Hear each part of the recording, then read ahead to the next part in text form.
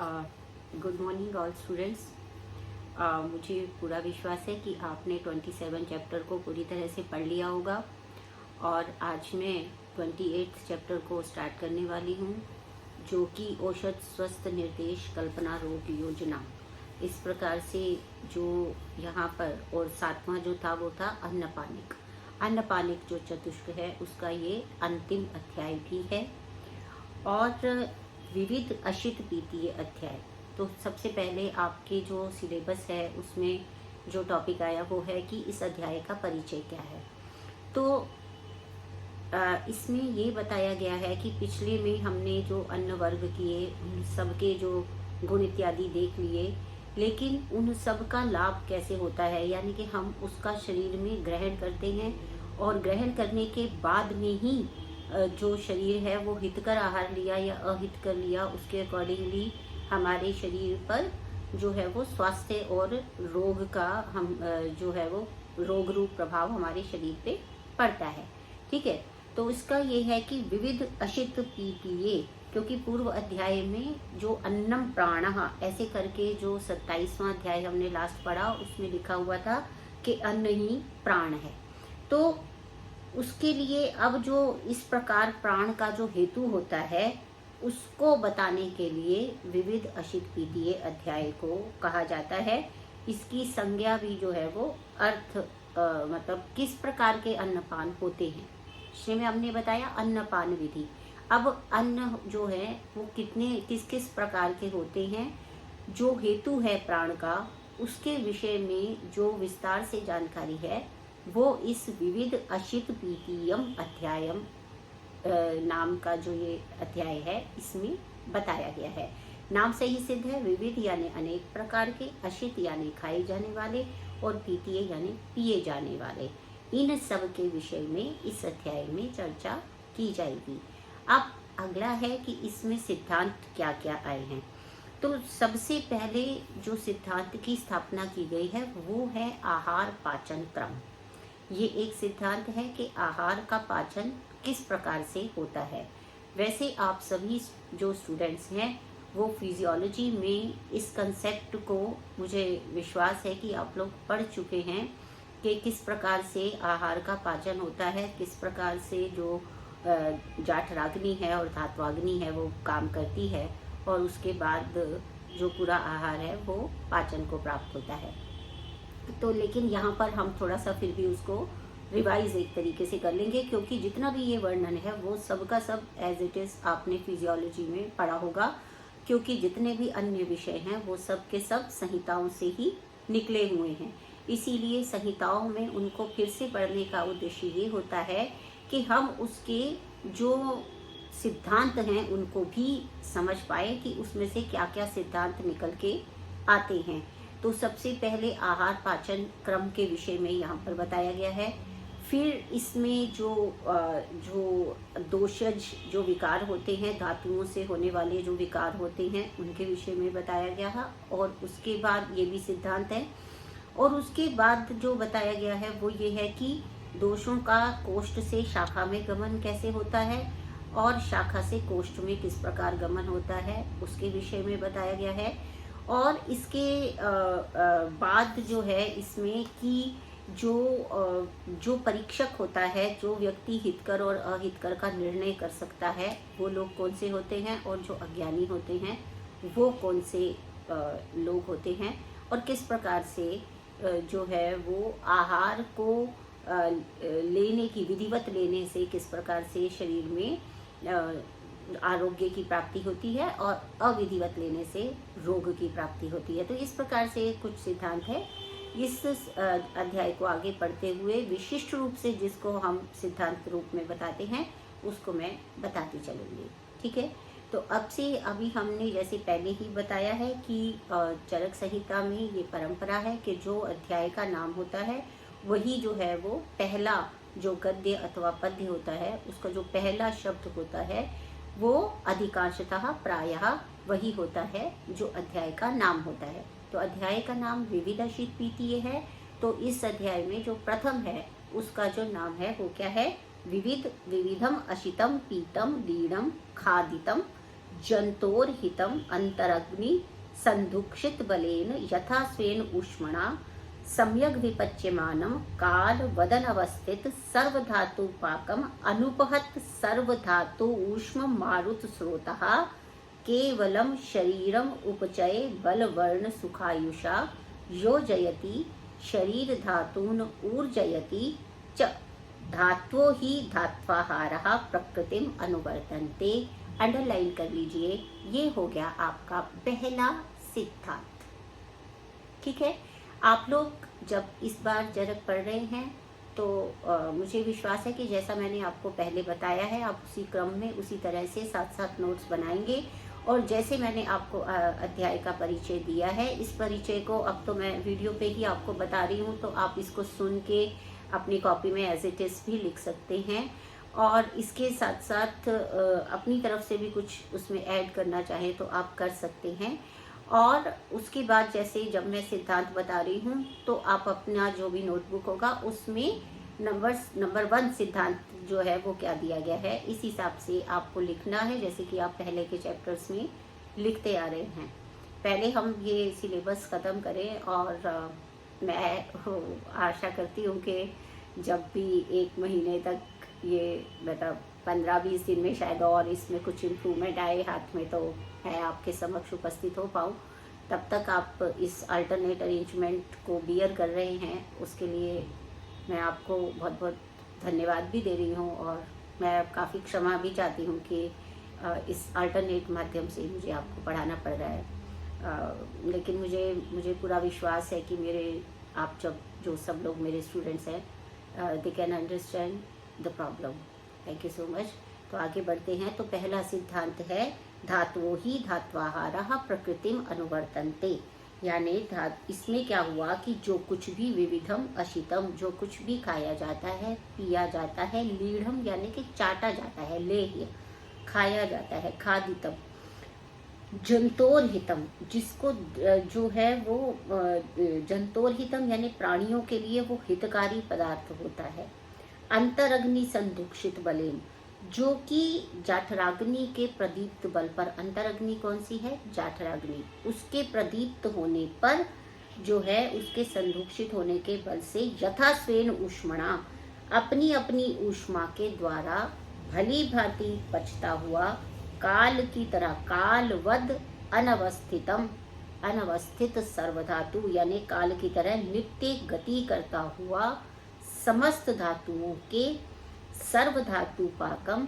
अनुपहत बिना धातुओं को उपहित किए हुए, यानी कि उनको नुकसान ना पहुंचाते हुए, क्योंकि अगर उचित पाक होगा तो वो धातुओं को कोई भी किसी भी प्रकार का जो नुकसान है वो नहीं पहुंचाता, उसी को कहा है अनुपहत शब्द से। समस्त धातुओं की ऊष्मा वायु और स्रोतस वाले, अनुपहत सर्वधातु ऊष्म मारुत स्रोतः, वायु और स्रोतस वाले संपूर्ण शरीर को क्या करता है, केवलम शरीरम यानी कि संपूर्ण शरीर, केवलम जो अर्थ आया है संपूर्णता के अर्थ में आया है, आप जानते हैं। पूरे शरीर को बल वर्ण सुख और आयु से युक्त करता है। ठीक है ना, तो ये एक सिस्टम है। और आप देखेंगे कि इस सिस्टम में जो कुछ भी हम भोजन, अगर हम मुख से भोजन लेते हैं तो उसका ही, क्योंकि वो हमारा प्राण है, ऐसे ना अन्नम प्राणः, तो जब वो हमारा प्राण है तो वो हमारे शरीर में ऐसा नहीं है कि भोजन हमने मुख से लिया तो हमें अलग अलग अंगों से भोजन नहीं लेना पड़ता है, वो एक ही जो मुख से हम भोजन लेते हैं और उसके बाद उसके ऊपर अपनी अपनी अग्नियां स्व ऊष्मा, क्योंकि इसमें क्या है आगे चल के हम देखेंगे कि रस आदि धातुओं की अपनी अपनी अग्नि है, उसे स्व ऊष्मा कहा है। और भूताग्नि भी है 5, तो जो भी आहार का पार्थिव अंश होगा उसको पार्थिव अग्नि जो है वो डाइजेस्ट करेगी, पाचन करेगी उसका। और इसी प्रकार से जो आकाशीय तत्व होंगे उनका जो आकाश अग्नि है वो करेगी। इस तरह से पंच महाभूतों की 5 अग्नियां होती हैं जिन्हें पंच भूताग्नि कहा जाता है, ये आप जानते हैं। इसी तरह से सभी रस आदि धातुओं की अपनी अपनी अग्नियां होती हैं, उसको आप जानते हैं रसाग्नि कहा जाता है। तो वो स्व ऊष्मा यानी कि वो अपनी अपनी अग्नि से एक तो प्रमुख है संदुक्षित बलेन, किसका बल है? जाठराग्नि का।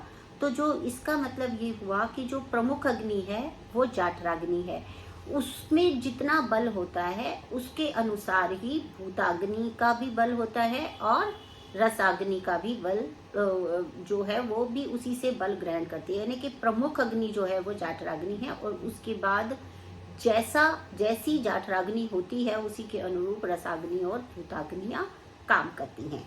तो यहाँ पर इस बात को बताया है। और दूसरी बात जो यहाँ समझ में आ रही है, पहली बात तो ये समझ में आई कि जाठराग्नि प्रधान है, उसी की ऊष्मा से बाकी सब अपनी अपनी ऊष्मा लेते हैं और फिर कार्य करते हैं।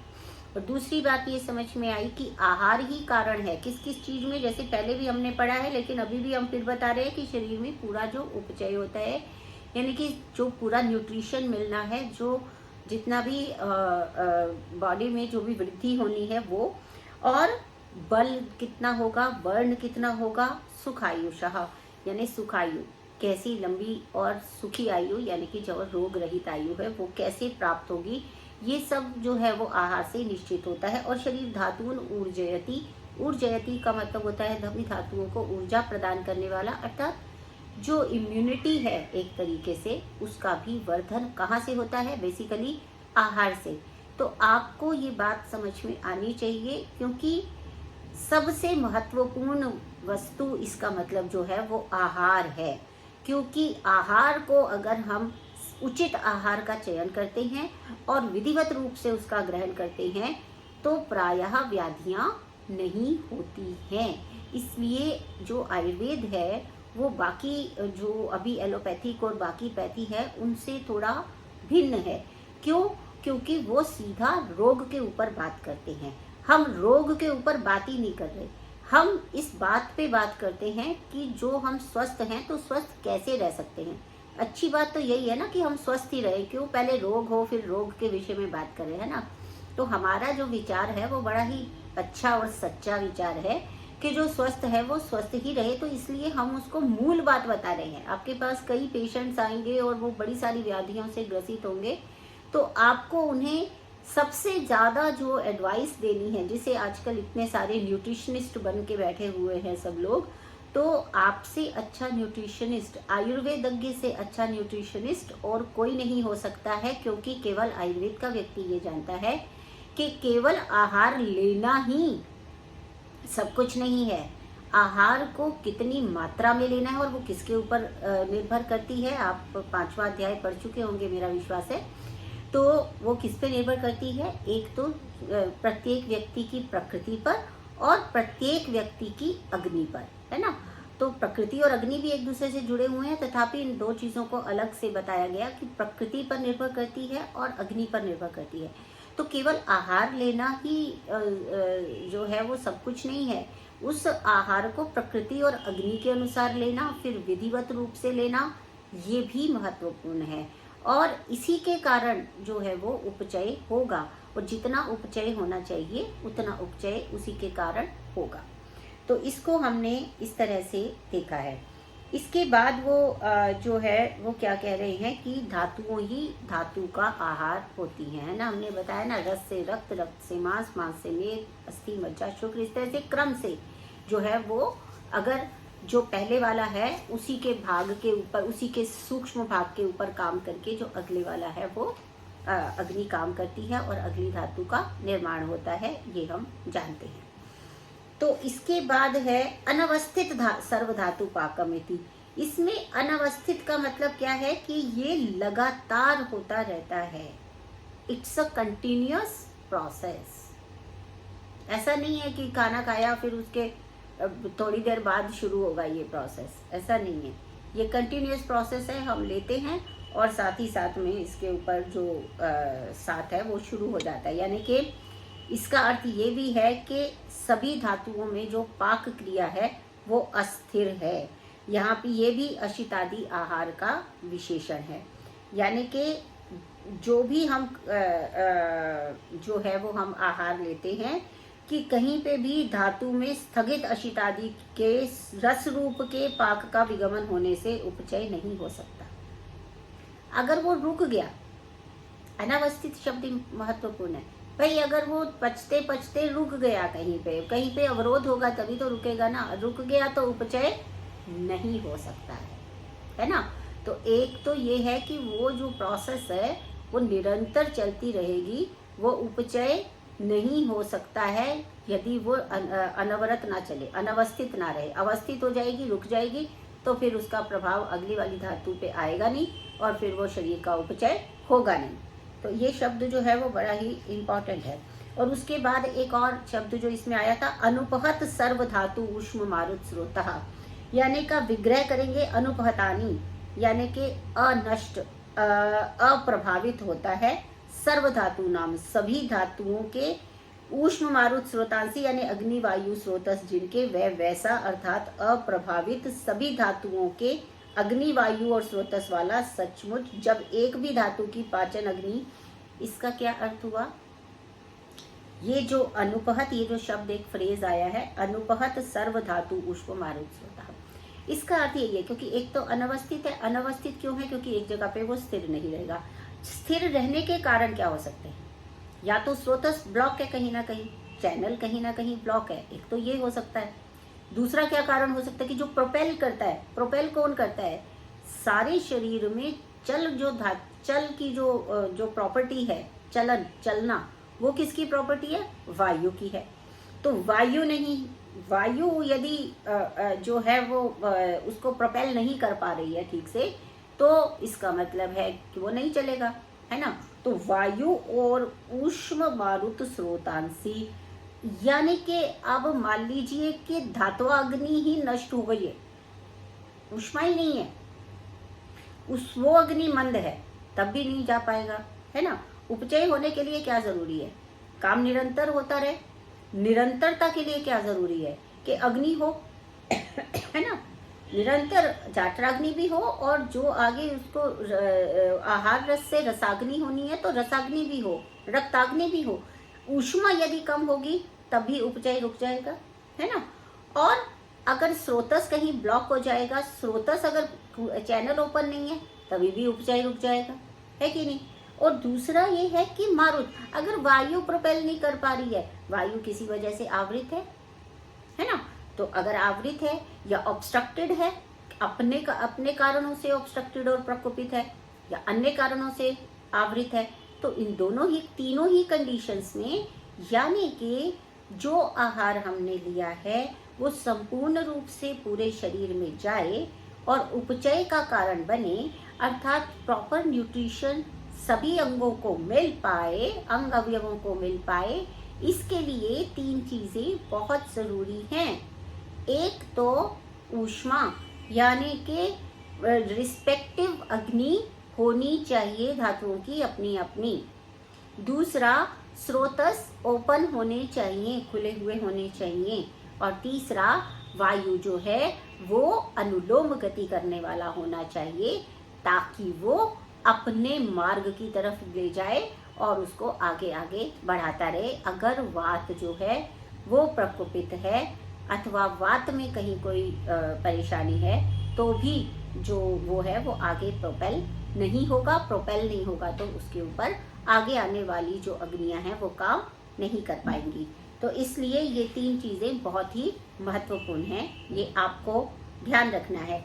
आप चाहें तो इसको दूसरा सिद्धांत मान सकते हैं। दूसरे सिद्धांत में 2 चीजें मान सकते हैं, एक अनवस्थित और दूसरा है ऊष्म मारुत स्रोतांसी, अनुपहत सर्व धातु ऊष्म मारुत स्रोतः। ये जो शब्द आया है इसको आप दूसरा सिद्धांत मान सकते हैं, या फिर दूसरा अनवस्थित सर्व धातु पाकम को दूसरा सिद्धांत मान सकते हैं, और ऊष्म मारुत स्रोतांसी को तीसरा सिद्धांत मान सकते हैं।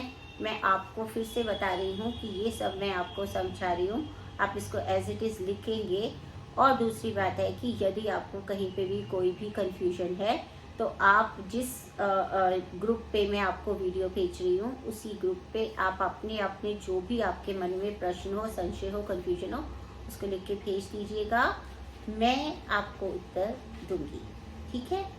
तो इसको यहाँ पर ये कहा। अब आगे चल के इसका जो तत्र आहार प्रसादाख्यो रसा किट्टम च मलाख्य अभिनिर्वर्तते, अब यहाँ पर क्या है, अशितादि आहार में क्या होता है, प्रसाद नामक रस और मल नामक कीट निर्मित होता है। ये आप ऑलरेडी फिजियोलॉजी में ये पार्ट पढ़ चुके हैं, फिर भी हम एक बार जरूर इस संहिता में भी पढ़ेंगे।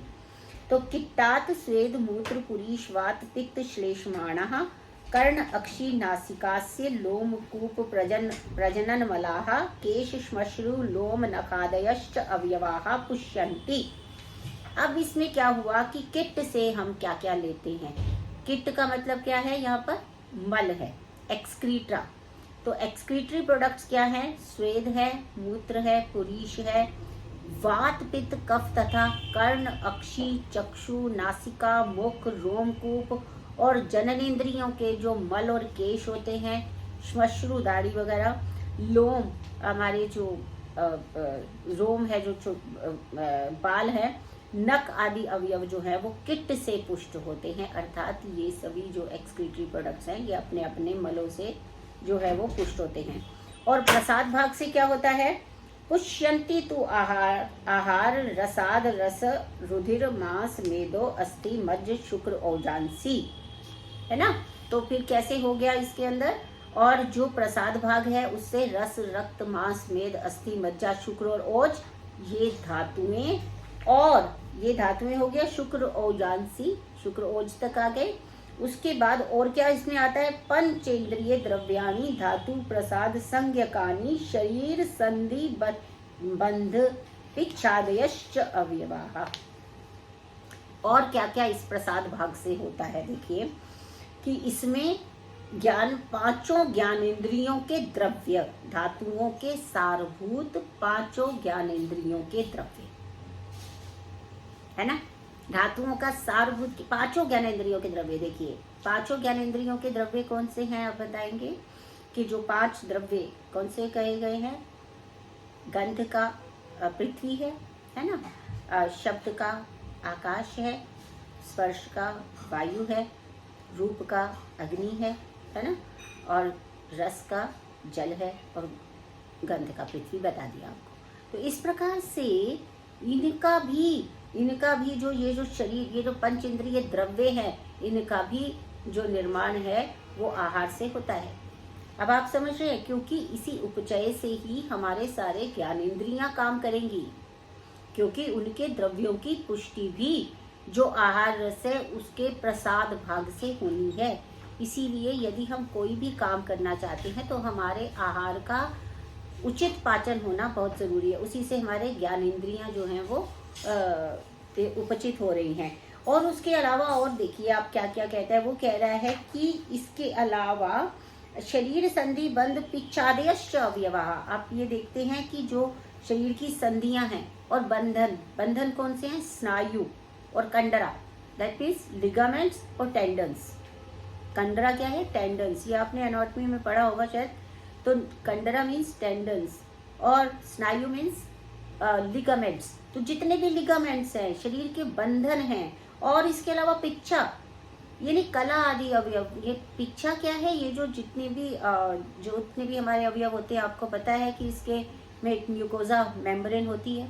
म्यूकोजा मेम्ब्रेन जो है वो स्निग्ध होती है, और इसी तरह से साइनोवियल फ्लूइड वगैरह होते हैं जो बोन अस्थियों के बीच में होते हैं, संधियों के बीच में होते हैं। और अगर ये ड्राई अप हो जाए, सोचिए अगर इनका उपचय नहीं होता तो फिर क्या होता है, फिर वो फ्रिक्शन होती है, फिर वो जो है लिगामेंट्स सूख जाते हैं, उनमें भी वो इलास्टिसिटी नहीं बचती है।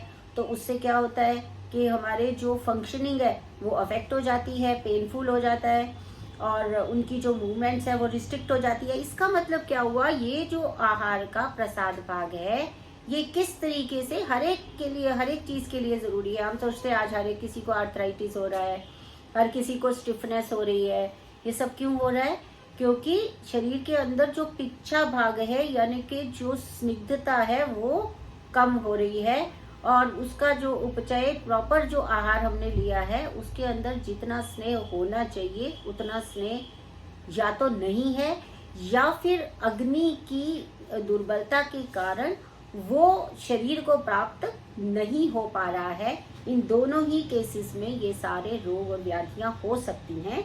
इसीलिए यहाँ पर ये बताया। तो इसके बाद वो कहते हैं ते सर्वेव धातवो मलाख्यः प्रसादाख्याश्च रसमलाभ्याम पुष्यन्ता स्वम मानम अनुवर्तन्ते यथा वयः शरीरम। इसका मतलब क्या हुआ कि ये सभी धातुएं, जितनी भी धातुएं हैं, है ना, रस रक्त मांस में दस्ती मज्जा शुक्र, ये सभी धातुएं मल नामक और प्रसाद नामक रस और मल से पुष्ट होती हैं, वय और शरीर के अनुसार अपने जो स्वमान, अपने परिमाण का अनुवर्तन करती है। इस लाइन का, इस पंक्ति का क्या अर्थ है? अपने मान का अनुवर्तन करती है का मतलब क्या हुआ कि जो उनका, आपको मालूम है ना, रस का, रक्त का, सबका मान बताया गया है। आपने एनाटॉमी में पढ़ा होगा कि सबका मान बताया गया है, प्रमाण बताया गया है। तो जितना उनका मान है आयु के अनुसार, यानी वय के अनुसार और उसकी प्रकृति के अनुसार, जितना मान उनका होना चाहिए उतना मान उनका है। तो वो क्या है कि उतना मान जो उनका है, जितना होना चाहिए उतना ही मान उनका है, तो उसका अनुवर्तन करती हैं, यानी जितना होना चाहिए उसको पुश करती रहती हैं, उसका पोषण करती रहती हैं। इसका मतलब क्या है? स्वस्थस्य स्वास्थ्य रक्षणम। तो स्वास्थ्य की रक्षा करने के लिए क्या जरूरी है कि वो समभाव में रहे। समभाव का अर्थ है जो उसका प्राकृत नाप होना चाहिए। किन दो चीजों पे हम प्राकृत मान को डिसाइड करते हैं? ऐसे सबके लिए एक नहीं डिसाइड करते। जो उसकी प्रकृति है और जो उसकी वय है, आयु है, उसके अनुसार ही उसकी धातुओं का जो प्रमाण है वो तय किया जाता है। क्योंकि अंजलि प्रमाण से आपने देखा होगा कि एनाटॉमी में अंजलि प्रमाण से आपको बताया गया, और वो अंजलि किसकी है? उस विशिष्ट व्यक्ति की अंजलि है। मेरी अंजलि से, मैं अपनी अंजलि से सबको नहीं नापूंगी, उसी व्यक्ति की अंजलि से नापा जाता है। उससे क्या होता है कि उसी व्यक्ति की आयु और उसी व्यक्ति की प्रकृति के अनुसार उसके अंदर जो रस रक्त आदि धातुओं का प्रमाण होना चाहिए वो निकल के सामने आ जाता है। इसलिए आपने देखा होगा कि जो लंबाई भी नापी गई है आयुर्वेद में, वो आप अंगुली प्रमाण से नापी गई। अंगुली प्रमाण क्या है? अब अंगुली प्रमाण में वो कौन सा सम उसकी लंबाई जो समभाव है वो क्या माना जाएगा? उसकी अंगुली से नापा जाएगा, है ना। मेरी अंगुली से दूसरे की हाइट नहीं नापी जाएगी, राइट, ताकि हम उसमें ये बता सके कि ये कितनी हाइट जो है वो इसके लिए प्रॉपर है। क्यों? क्योंकि उस प्रकृति के अनुसार, उसकी प्रकृति के अनुसार, विशिष्ट व्यक्ति की, प्रत्येक व्यक्ति की विशिष्ट प्रकृति होती है और प्रकृति के अनुसार ही उसके अंग अवयव डेवलप होते हैं। तो उसका कितना साइंटिफिक भी है, प्राकृतिक भी है और सरल सा तरीका जो है वो ये बताया गया है। नहीं तो गिनते रहते हैं ये BMI निकलेगी, ये निकलेगा, वो निकलेगा, कुछ करना नहीं है। बिल्कुल सरलता से बताया गया है, सरल भाव से बताया गया है, उसको उसी भाव में लेना चाहिए।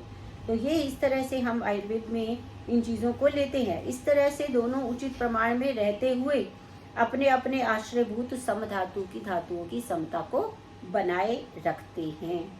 अब किसी कारणवश निमित्तास्तु है ना, अनुवर्तयतः, इसमें भी वही है कि अपने अपने मान में बनाए रखेंगे। फिर क्या होता है? निमित्तस्तु क्षीण वृद्धानां प्रसादाख्यानां धातूनां वृद्धि क्षयाभ्याम आहार मूलाभ्याम रसा सात्म्यम उत्पादयति आरोग्याय किट्टम च मलानाम एवमेव। इसका क्या अर्थ है कि किसी कारणवश, कोई भी कारण हो सकता है, किसी कारणवश क्षीण और वृद्ध नामक जो धातुओं का आहार मूलक रस वृद्धि और क्षय के द्वारा आरोग्य के लिए साम्य को उत्पन्न करता है। किसी कारणवश क्षीण और वृद्ध, ये क्या मतलब हुआ इस बात का कि किसी कारणवश क्षीण और वृद्ध? किसी कारणवश क्षीण और वृद्ध, इसका मतलब ये होता है कि जो डाइएल्नर वेरिएशंस हैं उनको भी यहाँ ले लिया गया है। किसी भी कारणवश अगर वो क्षीण और वृद्ध होते हैं तो उसमें क्या होता है कि समभाव में वो बनाए रखते हैं। आहार मूलक रस और वृद्धि और क्षय के द्वारा आरोग्य के लिए साम्य को उत्पन्न करता है। इसी प्रकार किट जो है वो मलों को सम बनाए रखते हैं। अब स्वमान अतिरिक्ता पुनरुत्सर्गिणः शीतोष्ण पर्याये गुणैश्च उपचर्यमाना मलः शरीर धातु साम्यकरा समुपलभ्यन्ते। अपने प्रमाण से बाहर से बड़े हुए और बाहर निकलने वाले मल शीत उष्ण और विपरीत गुणों से चिकित्सा करने पर शरीर के धातुओं को सम करने वाले पाए जाते हैं। यानी कि जब वो अपने प्रमाण से बढ़ जाते हैं तो जो बाहर निकलते हैं वो मल शीत और उष्ण विपरीत गुणों से चिकित्सा करने पर शरीर के धातुओं को सम करने वाले होते हैं।